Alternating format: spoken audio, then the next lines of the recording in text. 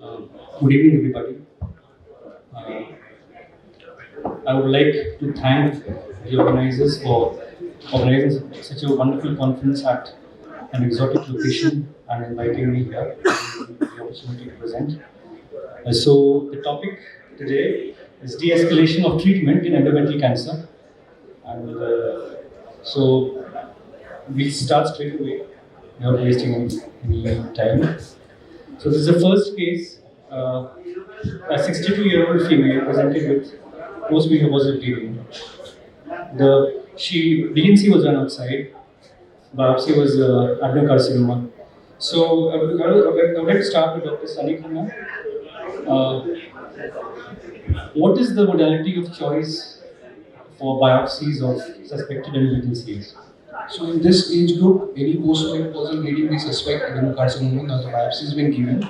So the first imaging I would like to do is a contrast enhance. No. I'm saying, how do you biopsy? Biopsy. What do you prefer? What method do you prefer? A hysteroscopy biopsy. Hysteroscopy biopsy. So anybody will disagree with that? Practically we do dilatation in curettage. DNC. You don't do the 90% of the time the patients comes to me with the biopsy. Otherwise they do. Okay, so as surgical oncologists, we are not trained in endometrial biopsies. Using the pictures. So I am trained from Adaya Cancer Institute. We generally do every Saturday. We have a list for only dilatation and curettage. Yeah, we ourselves do DNAs. But then yes, the endometrial biopsy as an office procedure is pretty easy provided we learn it. So since we are discussing de-escalation, we have to discuss de-escalation in all aspects. Yeah, people. After imaging, you can see if it is a bulky growth, if it is going to be. So how would you image, Dr. Sami? So I would like to image with a MRI, contrast lens MRI of pelvis. Okay. So the MRI showed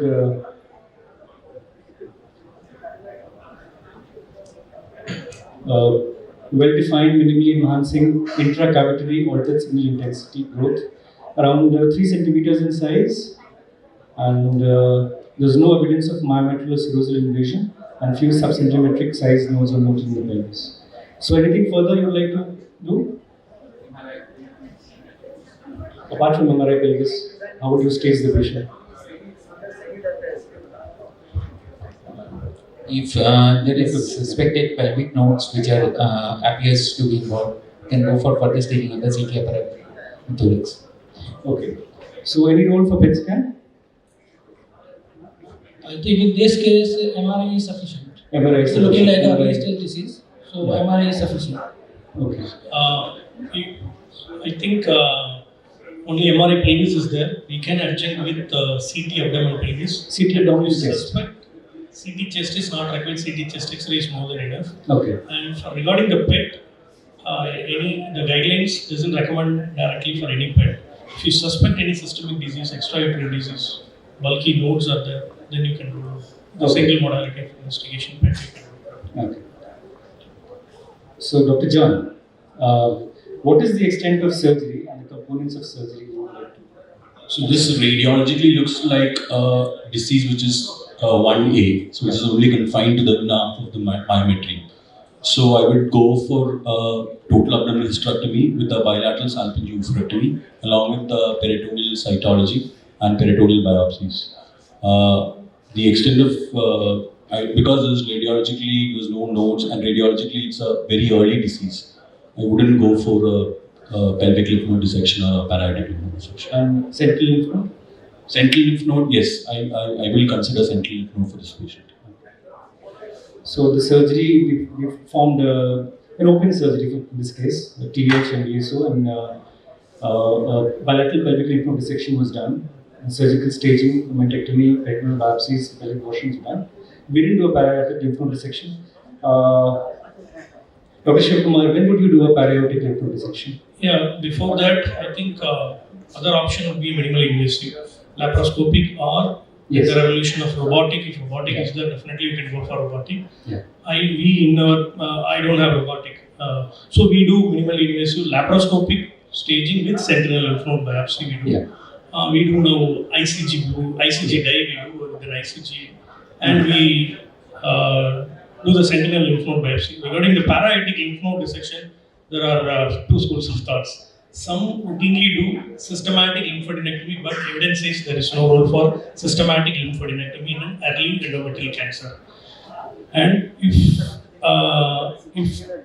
in a sentinel lymph node biopsy there are parietic nodes uptakers there, we have taken samples from parietic nodes. If that frozen section is going to be positive, I go for parietic nodal dissection. Otherwise, I don't do routine parietic nodal dissection. Okay, parietic lymph node dissection is the clinician's discretion, I would say. And so the technique of you use ICG, and I mean my colleague does it. We use methylene blue and the reactive type. But then I think ICG is gradually replacing and is becoming the gold standard across the board. So I would like to ask one. Yeah. Because only mention adenocarcinoma. We don't have the grade of the tumor. Yeah. Basically, I would like to know whether adenocarcinoma is endometrial adenocarcinoma or it was high-grade histology was there or not. So that was not mentioned in the Yeah, box. it was not mentioned. So until we know this, we cannot plan whether we are going to do a lymphadenectomy at all or not, or we are going to do a sentinel. That will depend on the grade of the tumor and the what histology we are dealing with. So if it's endometrioid and it is grade 1, grade 2, I would like to go for sentinel. And if it is a high-risk histology like serous, clear cell, whatever adenocarcinoma, then I would not go for the sentinel because it is coming up, but it is not recommended actually. I think you have something to say. Yeah, I think previously when we start off with sentinel lymph node biopsy, they say only for endometrioid, low-grade tumors. Now, even serous, carcinosarcoma, and even for high grade, we can go for a sentinel lymph node biopsy. We have an imaging. If the imaging shows up bulky nodes, we are not going to contemplate on any sentinel lymph node biopsy. If you have any suspicious of lymph node, for example, if you do a sentinel lymph node biopsy, if that site there is no uptake, you have to go for a practically it is difficult actually. To start with, we started doing initially 10 cases. We completed the nodal dissection because we want to standardize. Then now we started slowly. So a few numbers, but we started slowly doing it. Practically it is difficult, and it is still still standardized in our part actually. So what the Omentectomy do you do routinely? No, omental biopsy. Previously, when we were a postgraduate, we do omental biopsy, peritoneal biopsy, sun wash cytology.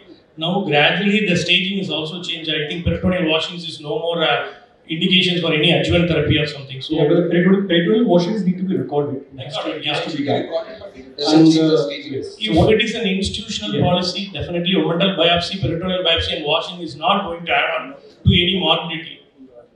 For very early cases of endometrioid endocarcinoma, a routine omentectomy is not recommended anymore. However, it is recommended if there is extrauterine disease or any other histology like Yeah, so the serous histology, clear cell, yes. carcinoma. So what you brought up a very important point regarding the bulky lymph nodes. Actually, these lymph nodes, they don't take up the diet. So unless and until the uterus is big, if the uterus is big and it's difficult to actually do a sentinel. So in that cases, or if the lymph nodes are bulky, then you would not go ahead with sentinel lymph node biopsy. even if I am doing a sentinel, if I find a bulky node, I will have to remove it. Yes, you can move it. Yes. So this is the algorithm for Dr. Shiv Kumar just mentioned that even if there is no uptake on a particular site, then you have to do a full lymph node dissection on that side. So this is the algorithm mentioned in the NCCN. So this is the methylene blue dye, and the next is the ICG by robotic. These are again my colleagues' images. So HPE, what points to look for? I would like Dr. Yadav, can you please? We would like to look for the grade of the tumor, Yes. depth of invasion, Yes. any lymphovascular invasion is there, and what is the histology actual, like post-histology, and status of lymph node and other washing and all momentum if we have done it momentacally. Yes. Otherwise, all these features we have to see. Okay. Dr. Saptashi, LVSI, lymphovascular invasion. Since we don't have an oncopathologist over here, so people have to shoulder this. What do we mean by lymphovascular invasion, focal and diffuse? And what is considered over here when we say present or absent? Satyajit Kumar. Dr. Arnav. Dr. Arnav.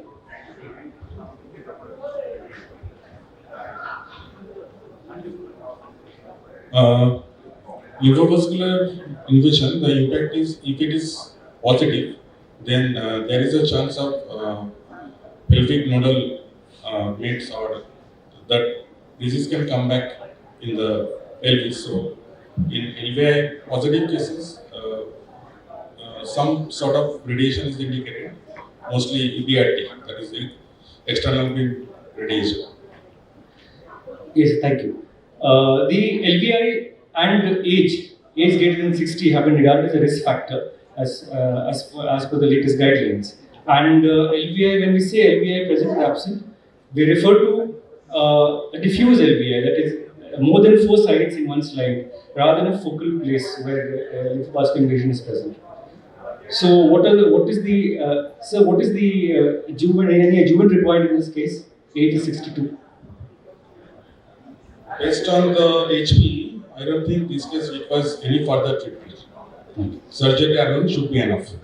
Okay. Thank you.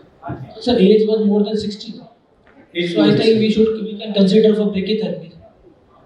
Intravaginal brachytherapy.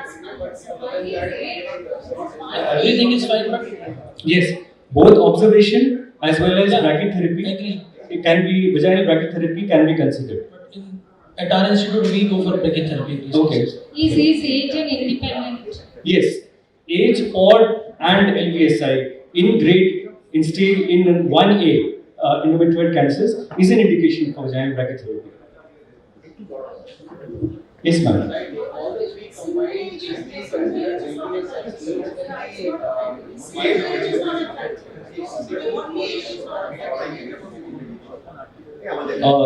As per the latest guidelines, age is a criteria. You have to combine all the three, but even one is enough for it. Decreases the local. See, observation is category 1, and I think vaginal brachytherapy is 2A. So we can debate this, until the end of time. So yeah, so this question is again Dr. Abhishek. Do ITCs upgrade the stage when we do an alto staging of central lymph node biopsy? For ITC, it doesn't upgrade the stage, but if it is a micromax, we can consider. Yes, but ITCs need to be recorded and It should be documented, yes, definitely. it should be documented. So it's moving on to the second case. So this is very controversial. A 33-year-old lady with infertility and Paris being treated for 10 years for this infertility, 89 kgs, had metrorrhagia since 10 years. Ultrasound showed endometrial thickening 20 mm with polycystic ovaries. How would you move forward, Dr. Devlin?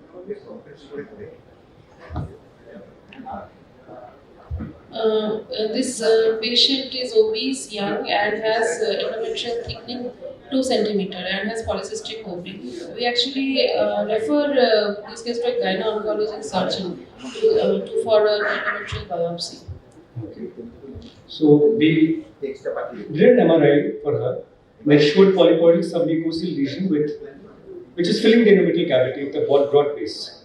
There were no significant lymph nodes. There was no muscle invasion. We did a DNC, showed adenosquamous carcinoma. The patient was desirous of fertility preservation. So I referred her to a clinical oncologist. And is there any role for conservative management over here? Conservative management is usually for endometrioid histology, low grade, with none of the risk factors. If patient is very young and is very strongly desiring for fertility, then maybe some hormonal treatment. But I have not really done in my practice. We have opted for surgery and then treatment in these cases. Theoretically, it is possible. Okay, Dr. Sharma, you were saying Yeah, something. actually, it has to be properly counseled that it is not a standard of care. Standard of care is surgery if it is an adenocarcinoma. But like Madam said, it's a patient is desirous of, and the other criteria of it, patient has to be counseled. It is not a standard of care. We have to send it for a fertility department for the other counseling part, and we have to keep them under a surveillance protocol. There's a strict surveillance protocol, 3 monthly DNCs and or by endometrial biopsy. If there is a progression, then we have to go for an immediate surgery. Yes, point taken. Is it for adenosquamous histology as well? I told ma'am, if it is a malignancy, it is not a standard of care. We don't have any oncopathologists over here, but then we had done a tumor board for this patient. Should be grade 1 and Yeah. endometrial without any myeloinvasion. Yeah, And Strict criteria is there, but agreed. adenosquamous is aggressive histology. We did a tumor board and we did a slide review. And then the adenosquamous carcinoma is a type of endometrioid carcinoma wherein the behavior of the tumor depends upon the adenocarcinoma grade and not the squamous carcinoma grade. However, the squamous carcinoma along with adenocarcinoma is more common in high-grade adenocarcinomas. But this one case was well differentiated. So we offered her medical management, however, and we started on resistance. She developed bleeding 3 months after starting hormonal treatment, and repeat MRI showed advancement of disease, and then we did a complete THBSO and then surgical staging. So would you agree with the procedure we have done, Dr. John? Because you have definitely failed after 3 months, you have go ahead and done a staging, Yeah. and she has got lower involvement of the cervix also. Okay. So now she requires adjuvant because it's definitely into. Yeah, this is histopathology report. Yeah, the pathology report, you've done an adenocarcinoma grade 2 with invasion of cervix, and less than half of the myometrium is involved. But already because of the invasion of cervix, she goes into high risk. Okay. So, what type of hysterectomy would you do? A type 1 or a type 2, Dr. Chaudhary? Type 1 hysterectomy, or I think it depends. If you can get a vaginal cuff of margin, that will be pretty This good. is a invasion of cervix. So, yeah, type 2 hysterectomy. Type. ideally, if it is only restricted to the endometrium or myometrium, we go for a simple hysterectomy type 1. Yes. If the preoperative imaging shows it's a cervix involvement, lower uterine segment, or cervical involvement, Yes. definitely it's a radical hysterectomy. Dr. Jatin, we removed both the ovaries. So, would you agree with this procedure? Yes, sir. In this case, I agree. Okay. Can we preserve the ovary in cases of endometrioid cancers of ovary? We can. We can. Yes, sir. Okay. There is a roughly close to 5 to 10% incidence of tumor being there in the ovaries along with the uterus. But then there are studies also which say that preserving the ovary may be safe. But then this is a very dicey situation. Need counseling and go for Yeah. transposition of ovary since these patients need an adjuvant radiation. Okay. Removal of ovaries is also associated with decrease in survival. Okay. Why would you say that? Because ovarian functions is important for. Okay, what do you mean for that? physiology is important. Other hormones are Okay. important. Okay, so my next question is what type of radiation therapy would be given, sir?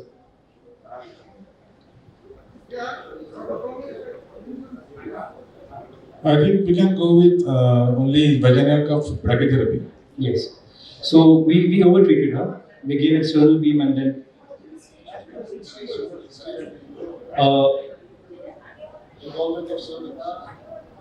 Is it small or only? no, there was stromal invasion. So we treated her with external beam RT and followed by 2 sessions of brachytherapy. So who are the candidates for fertility preservation, Dr. Shiv Kumar? Discussed. If it is an endometrioid and low grade, and they understood it is not a standard of care, it's more important. And if that is so, on patient should be for under strict surveillance. Yes. If the criteria fits, we can go for a fertility preservation with the hormone therapy. Okay. So if any of you have a personal experience with this No, I don't have any personal experience, but just to add on well-differentiated grade 1 endometrioid, also it would be wise to do a Lynch syndrome rule out because the whole mechanism of action of Lynch is mismatch repair and not based on hormone. So you're basically trying to give progestins to suppress the tumor or make it respond. But in Lynch syndrome, the whole mechanism of action is different. So probably ruling out Lynch for those cases we are planning for fertility preservation also would be a wise idea. Okay. So the best technique, is there a need for hysteroscopic excision? So since we can only rely on the literature, we don't have much They say that hysteroscopic excision you can add on with any IUDs or progestins. Yes. So basically, it's not just hysteroscopic excision. You have to add on with. Yes, you have to start with hormone. distance, but hysteroscopic excision, if it can be done, people are doing it. So this is case 3. A 56-year-old patient presented to the OPD. The surgery was done by a gynecologist outside, and then he calls up Dr. Shiv Kumar, and she calls up Dr. Shiv Kumar and says that, "Doctor, I've done a THBSO and the report is endometrial cancer. Please do something. Don't open her up." So how do you proceed? Please. Yeah, I will get into the details of what previous images has been done. And this is a patient is on table or it is? No. I mean, With the report the patient is sending to me. It's come to Europe. Then I will look into the previous imaging if it is taken. Yeah. And get all the reports. What is the pathology report? Slides and block I will review in my institute. With the experienced pathologist, I will check what is the grade, what is the type, and based on that I will take a call. Okay. And if the imaging is not done, then we have to repeat the image. Okay. So this is the histopath, the review. Carcinoma, grade 1, endometrial invasion, LBSA, invasion of cervical stoma, ovarian, unremarkable. So there are high-risk features, LBSA and invasion of cervical stoma. Ideally, I will counsel the patient for. I will look into the notes imaging. What about the imaging? Yeah. Few enlarged lymph nodes in the pelvis, largest 1 centimeter. So any role for PET scan over here?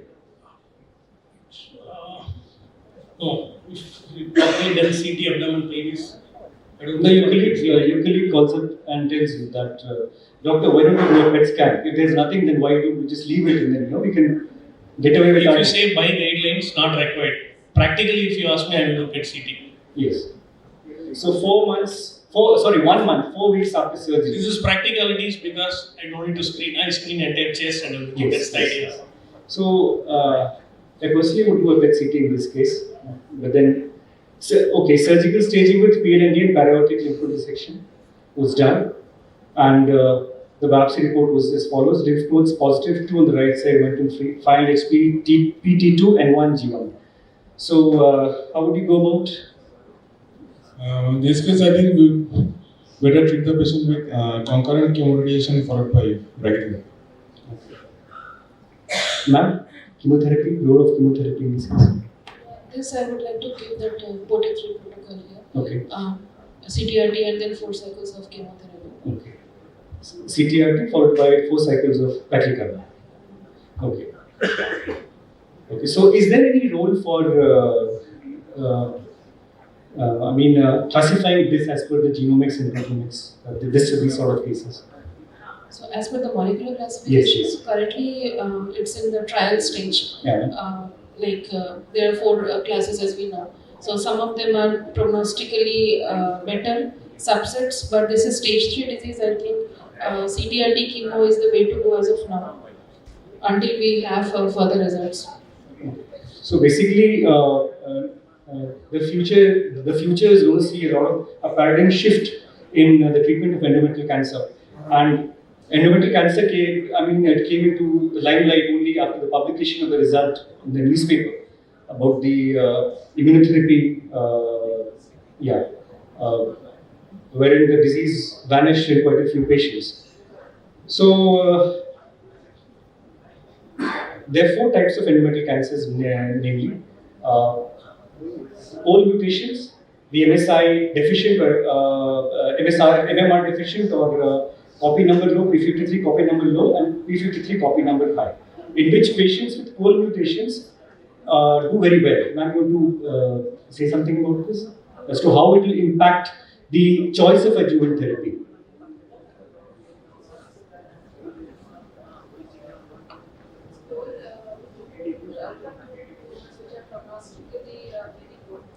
Sir, Yeah, so there are these two classes of tumors, these pole ultramutated tumors and the MMR deficient category tumors, which do very well biologically. So probably the early stage cancers where chemo might not benefit as well will have de-escalation of treatment, but we have to wait the results of this VOTEC for a lot of trials is going on in this. Currently, as of now, doesn't change our treatment. currently, as of now, it doesn't It change. doesn't change. It hasn't exactly integrated into the standard Clinical NCCN practice. guidelines. Like they're looking into the role of immunotherapy as well in early stage disease. Yeah. Like in stage 1 and stage 2 disease where we are giving only breaking therapy. So there's a trial also going on patients who are MMR deficient who are receiving pembrolizumab in addition with radiotherapy and see how it works. So if it's a positive trial, maybe practice will change in near future. But as of now, the standard practice is what we follow in our clinics. Okay. The MSI, the The deficient MMR subset. yeah, they don't These respond. are they actually respond very nicely to immunotherapies, Yes. and these are prognostically also very good tumors. They have good behavior, biologically good tumors. So apart from radiation, there is also a trial going on, radiation with pembrolizumab to see how it works. And so maybe in future we'll have a different standard of practice. But as of now, these all are in the stage of clinical trials. Okay, so this is the last case. Just to add on, basically pole mutation is like a get out of jail free card. Even if you have node, what they're saying is even if you're node positive, high grade, whatever the stage, you don't give any adjuvant. Pole mutation, ultra mutated, very good prognosis. Yeah. Worst is copy number high, Yes. and somewhere MSI high, somewhere in between Somewhere. pole and copy number high. But in fact, pole mutations are the ones in which It's a high grade. yeah, the high grade and quite advanced with deep in muscle invasion, and yet the prognosis is good. Dr. Gandhi, would you like to add something? Abhishek? It's not. So this is the joint statement by the European guidelines, and we see stage 1 and 2 pole mutated endometrial carcinoma with no residual disease has been classified as low risk group. This came out in 2019, and no radiation, no adjuvant is recommended in these patients. So the only problem with pole is you have to have NGS or Sanger or Hotfoot. But for the others, you can do it with IHC, Yes. MMR and P53. Yes. So the cost for pole mutation will be around 18,000. That That's will be a true. problem. Even the NCCN recommends that for all cases of endometrial cancer, we get them evaluated for these mutations. We'll study the genomics and the proteomics, but then it is not cost feasible at present. So take home messages. Anybody would like to sum it up?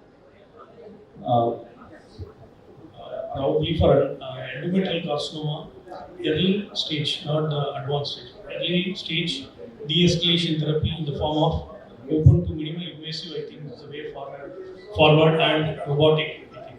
Because the advantage of doing sentinel lymph node biopsy is better with open compared to laparoscopic.